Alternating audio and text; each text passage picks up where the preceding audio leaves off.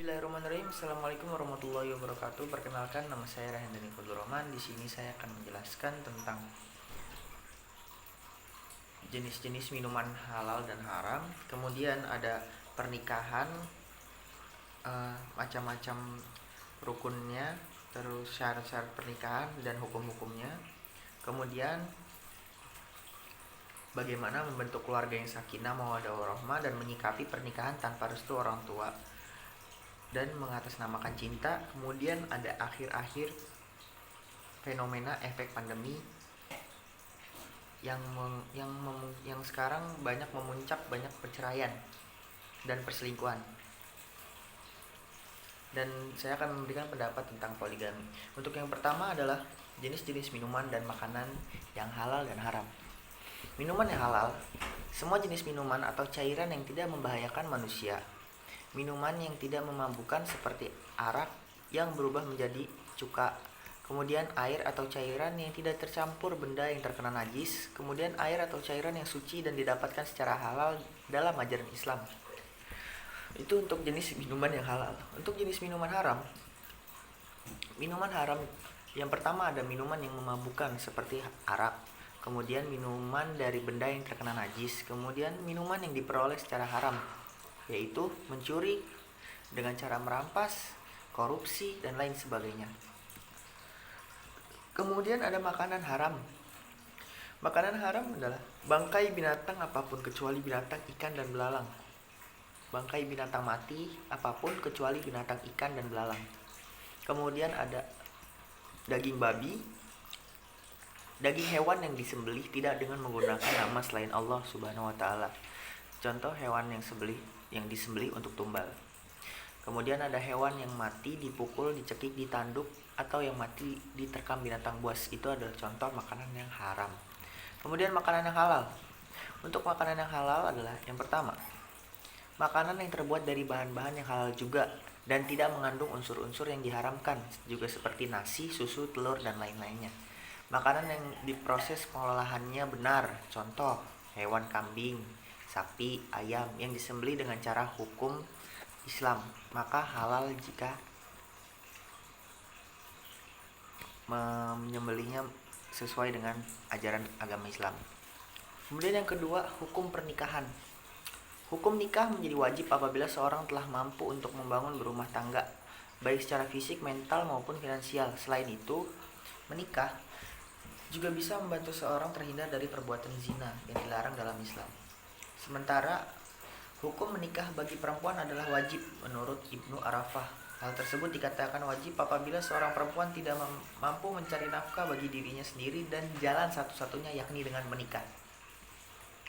Kemudian menikah bisa dianjurkan atau disunahkan, termasuk bagi orang-orang yang memilih untuk tidak melakukannya.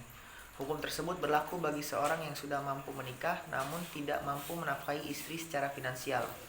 Dalam kondisi seperti ini, orang tersebut sebaiknya meminta petunjuk kepada Allah dengan berikhtiar, beribadah, dan berpuasa. Selain itu, bisa berdoa sampai Allah Subhanahu wa taala memberi kemampuan kepada mereka dengan karunia-Nya. Meskipun demikian, agama Islam selalu menganjurkan umatnya untuk menikah jika memang mampu, sebab pernikahan tersebut salah satu ibadah. Kemudian hukum nikah bisa juga dibilang makruh apabila terjadi pada seorang akan menikah tetapi tidak berniat memiliki anak. Hal ini bisa terjadi karena faktor penyakit ataupun wataknya. Dia juga tidak memiliki kemampuan untuk menafkahi istri dan keluarganya. Apabila jika dipaksakan untuk menikah, maka akan dikhawatirkan ia tak bisa memenuhi hak dan kewajiban dalam menjalani kehidupan rumah tangga. Menikah hukumnya juga bisa mubah atau boleh dilakukan. Artinya seorang yang menikah dengan tujuan hanya sekedar untuk memenuhi syahwatnya saja atau bersenang-senang, ia tidak berniat untuk membina rumah tangga sesuai syariat Islam dan memiliki keturunan atau melindungi diri dari maksiat. Hukum nikah juga bisa menjadi haram apabila seseorang tidak memiliki kemampuan untuk menafkahi istrinya secara lahir dan batin. Contohnya apa saja? Tidak memiliki penghasilan, tidak dapat melakukan hubungan seksual karena suatu alasan. Begitu juga pernikahan yang dilakukan dengan maksud untuk menganiaya, menyakiti, dan menelantarkan pasangannya. Selain itu juga pernikahan juga bisa diharamkan jika syarat sah dan kewajiban tidak terpenuhi bahkan dilanggar. Kemudian ada syarat pernikahan. Yang pertama ada calon mempelai lelaki dan perempuan. Yang kedua ada wali untuk mempelai perempuan. Yang ketiga ada saksi dari kedua belah pihak. Yang keempat ada mahar. Kemudian yang kelima ijab dan qabul. Lanjut lagi ke rukun pernikahan. Yang pertama mempelai pria dan wanita sama-sama beragama Islam. Yang kedua mempelai laki-laki tidak termasuk mahram bagi calon istri. Yang ketiga wali akad nikah dari perempuan bersedia menjadi wali. Yang keempat kedua mempelai tidak dalam kondisi sedang ihram. Yang kelima pernikahan berlangsung tanpa paksaan. Talak berdasarkan waktu jatuhnya. Yang pertama munajaz, talak munajaz atau muajjal, talak yang jatuh pada saat diucapkan waktu itu juga. Misalkan seorang suami berucap engkau telah ditalak. Kemudian ada talak mudhaf, menyadarkan talak pada waktu yang akan datang. Sebagai contoh suami mengucapkan engkau tertalak pada esok hari. Kemudian ada mu'alaq atau talak taklik, talak yang bergantung pada suatu perkara di masa mendatang. Misalkan suami berkata, jika engkau masuk ke rumah si fulan, maka engkau tertalak. Tata cara rujuk dalam Islam.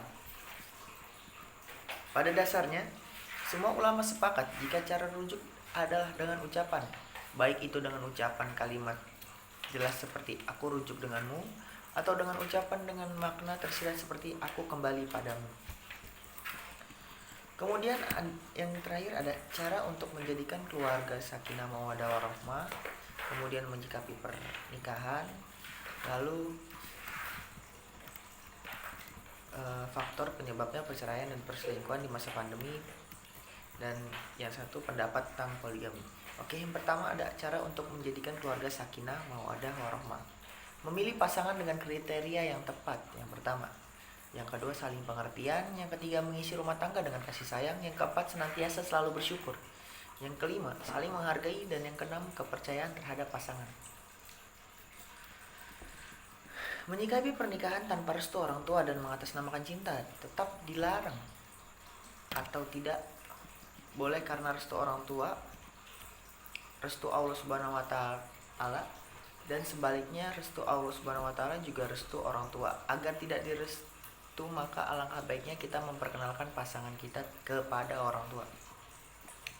Faktor penyebab perceraian dan perselingkuhan di masa pandemi. Selama pandemi COVID-19, penyumbangan faktor terbesar pasangan suami istri melakukan perceraian yaitu karena perselisihan atau pertengkaran dan masalah ekonomi. Kemudian yang terakhir adalah pendapat saya tentang poligami. Menurut saya poligami dalam Islam itu diperbolehkan asal suaminya bersikap adil. Kemudian ekonomi atau hartanya tercukupi, dan harus melalui persetujuan istri. Ya mungkin itu saja dari saya yang bisa saya jelaskan. Kurang lebihnya mohon maaf. Billahi taufiq wal hidayah. Assalamualaikum warahmatullahi wabarakatuh.